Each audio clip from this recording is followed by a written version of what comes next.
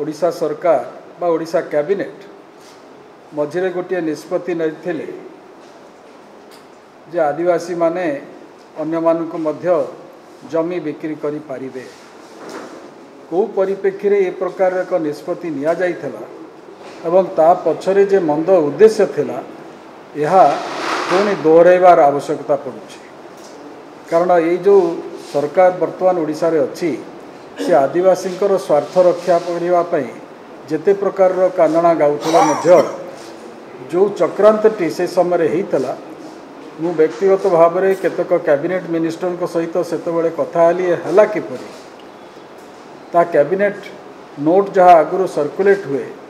बा कैबिनेट थिला बेले सामने जो चिठाटी रही थाए से ये धाराटी नथिला ता हठात आसिला स्पेशल मेमोरेंडम भाव में एवं कैबिनेट सरला बेलू ताहा गोटे धाड़ी रे अप्रूव्ड बोली घोषणा कर दिगला जहाँ फल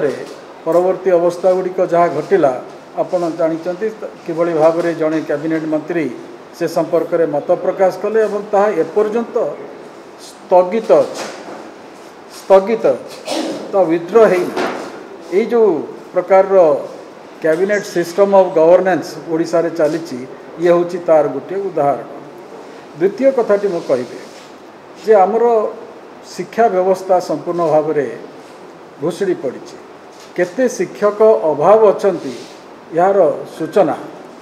उणाधिके आरटीआई जरिया रे आमे पाउछ केते शिक्षक बा अध्यापक एडहक अछंती तार सूचना मध्य आमे पाउछ किंतु खर्च होची अपव्यय होची अन्य बाबद रे जे आमे शिक्षार उन्नति करूछु आमे टंका बांटिकी शिक्षा बा गोटे समाज को उपकृत करुछु। प्रायोरिटी कौन प्रायोरिटी होची गोटे पीढ़ी तैयारी करने को हेले बा पीढ़ी पर पीढ़ी तैयारी करने को हेले आमे शिक्षक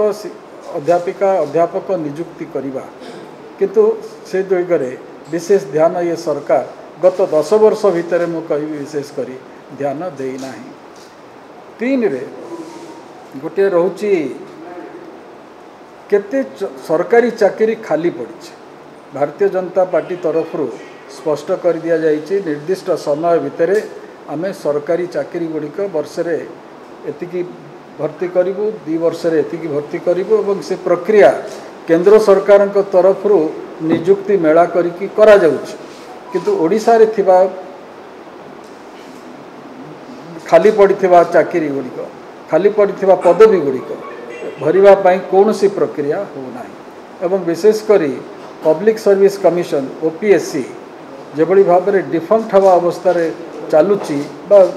मुर्मूष अवस्था चलुची